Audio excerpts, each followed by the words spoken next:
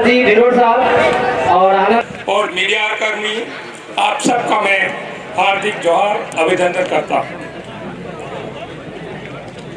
भाइयों, ये एक समय है जो 75 साल तक कांग्रेस बीजेपी ने राज किया और आपको मालूम होगा मानगढ़ में 1507 आदिवासी मारे गए थे। ये हमारे पूर्वजों का सपना था। उस सपने को भारत आदिवासी पार्टी साकार करेगी। हम ये कहना चाहते हैं, हमारे मंच पर एक छोटी बच्ची है, वो गुम हो गई। इनके माता पिता यहाँ से ले जाए। अंजलि डिंडोर, राजू डिंडोर, इनके पिताजी का नाम है राजू डिंडोर, छोटी बच्ची है अंजलि डिंडोर। गांव का नाम नहीं बता पा रही है, छोटी सी बच्ची है। मंच के पास में आकर ले जाए।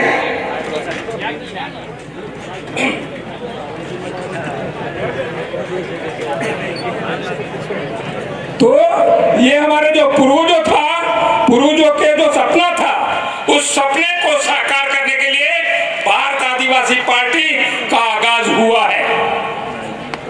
आज देख रहे हैं हम पूरे देश के अंदर जो नरेंद्र मोदी है, वो स्पष्ट बहुमत की सरकार बनी थी। स्पष्ट बहुमत था। हमें स्पष्ट बहुमत सरकार की वजह से पूरे देश के अंदर कहीं आदिवासियों को अत्याचार हो रहे हैं, कहीं मुस्लिमों पर अत्याचार हो रहे हैं धर्म के नाम से, और कहीं देश के एसटी एससी में छुआछूत के नाम से हो रहे हैं। ये जो अत्याचार हो रहे हैं वो लगातार हो रहे हैं। आपने देखा होगा मणिपुर के अंदर जहां बीजेपी की सरकार है, राज्यपाल आदिवासी है, देश की जो सरकार है वो बीजेपी की है, और देश का राष्ट्रपति है वो आदिवासी है। जब आदिवासी होते हुए, राज्यपाल आदिवासी होते हुए, बीजेपी की सरकार होते हुए भी आदिवासियों के साथ में, औरतों के साथ में बलात्कार किया, उनको नंगे करके जुलूस निकाला, कितनी शर्मनाक बात है। ये हम पूरे देश के आदिवासियों की नहीं, पूरे देश के लोगों के लिए शर्मनाक बात है। ऐसी सरकार एक घंटे नहीं रहनी चाहिए निश्चित रूप से। लेकिन राष्ट्रपति जो बनी हुई है वो गुलाम राष्ट्रपति है। ऐसे गुलाम राष्ट्रपति को शर्म आना चाहिए। नहीं तो मणिपुर की सरकार तो बर्खास्त करते, केंद्र सरकार भी जिम्मेदार थी। लेकिन भाइयों और बहनों, आपने देखा होगा कि डूंगरपुर जिले में आपका आशीर्वाद रहा और 2 एमएलए बनाया आपने, और साथ में ही 13 जिला परिषद सदस्य बनाया। 13 जिला परिषद सदस्य बनाया जो आदिवासी सिलेक्शन प्रणाली था उसके तहत, और कांग्रेस के 6 जिला परिषद सदस्य थे, बीजेपी के 8 थे। लेकिन 13 की जिला प्रमुख बननी चाहिए थी, लेकिन कांग्रेस और बीजेपी, ये कमल कांग्रेस पेड़ पूज्य, अरे पेड़ हुज्जी तो हुज्जिया पूरा ताणवर ऊपर थक गया। अरे केरमा आदमी महीना ने वेसमें झगड़ो થઈ પડે, પણ આના જિલ્લા માથે એને ઝઘડો નથી જોયું। તો આ એવી સારગા છે, એટલે હું કેવું ચાહું, ये पावर हमारा जिला परिषद आप सबका था कि 13 जिला परिषद से बना दिए, ने अनने पेड़ हुआड़ित। अब आपका फर्ज बनता है राजस्थान में भी बीजेपी और कांग्रेस, गहलोत और वसुंधरा को पेड़ हुआड़ी दो। ये आप करके दिखा सकते हो, आप करके दिखा सकते हो। आपके पास पावर है, आपके पास ताकत है। वो दी ताकत में 17 एमएलए तो बना दिए। तो राजस्थान में जो सुन रहे हैं, ये जो भारत आदिवासी पार्टी है उसको ज्वाइन करने तैयारी कर रहे हैं, और निश्चित रूप से राजस्थान में जबरदस्त तहलका मचेगा और डूंगरपुर की पुनरावृत्ति हो जाए, उसमें कोई शक नहीं है। ये। मैं कहना चाहता हूं कि पूरे देश के अंदर अब ये जो जलवा दिख रहा है, ये जो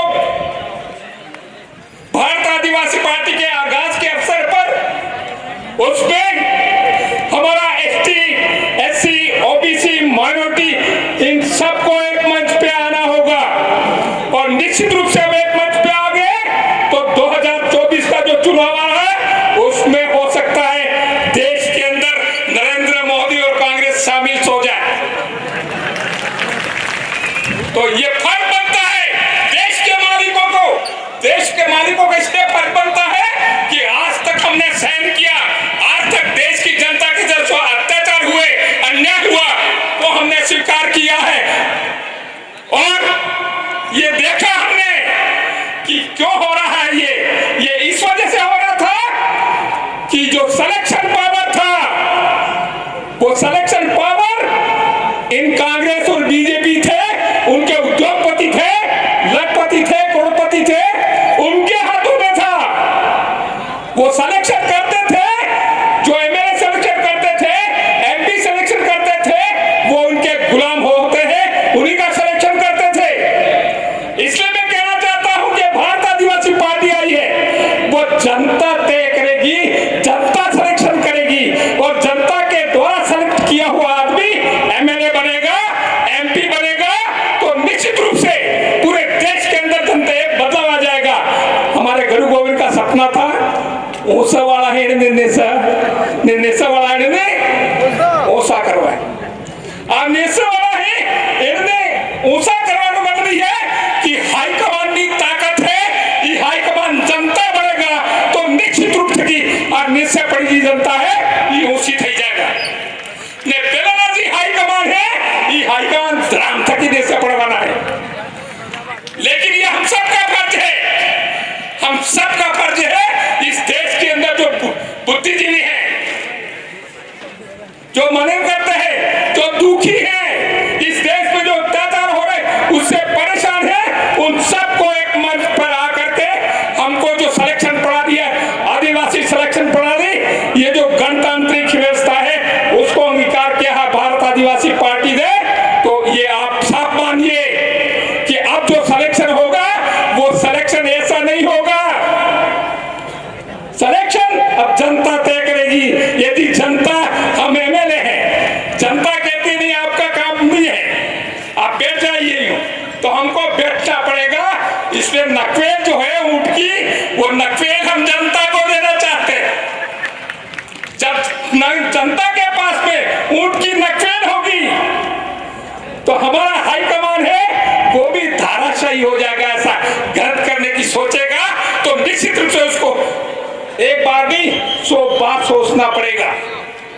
इसलिए मैं अंत में यही कहना चाहता हूं, शायद ये समय की चिट्ठी होगी तो मैं अंत में यही कहना चाहता हूं साथियों, ये देश के आप सबके ऊपर बहुत बड़ी जिम्मेदारी आ गई है। उस बहुत बड़ी जिम्मेदारी को हमको मिल करके, हम जानते हैं हमारे पास पैसा नहीं है, सब कुछ नहीं है, लेकिन हमारे पास में संख्या बल है और संख्या बल है तो हम यदि थोड़ा थोड़ा उठा लेंगे तो भार उठा सकते हैं। इसलिए ये हमारा जो वोट है, उस वोट के माध्यम से हम नरेंद्र मोदी तो क्या, भारतीय जनता पार्टी तो क्या, अच्छी अच्छी सरकारों को हम पलट के रख देंगे। इसलिए आपसे निवेदन है कि आने वाला समय है उसमें हमारा वोट है वो हजारों करोड़ों रुपया कीमती है, उस वोट को हमको सरकारों को बदलने के लेना है, लेकिन ऐसी सरकार लाना है जो हमारे ऊपर अत्याचार नहीं करे और हमारा विकास का काम करे। इसलिए मैं चाहता हूं, आप सबसे निवेदन कर रहा हूं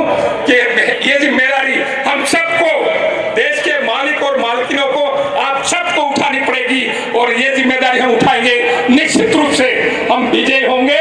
इसी उम्मीद के साथ में आप सबका हार्दिक जोहार, अभिनंदन करता हूं और एक नारा बोलता हूं, थोड़ा बोलना। अरे जय जोहार का नारा है, ये आवाज दिल्ली तक जाना चाहिए, जयपुर तक तो पहुंच गई है। अरे जय जोहार का नारा है, अरे जय जोहार का नारा है। एक तीर एक कमान, ये तीर बराबर केंद्र सरकार में और राज्य सरकार में हो जाना चाहिए और वो धराशायी हो जानी चाहिए। यही बात करके मेरी बात खत्म हो। जय जोहार, धन्यवाद। धन्यवाद आरपी दादा को। अब मैं आमंत्रित करता हूँ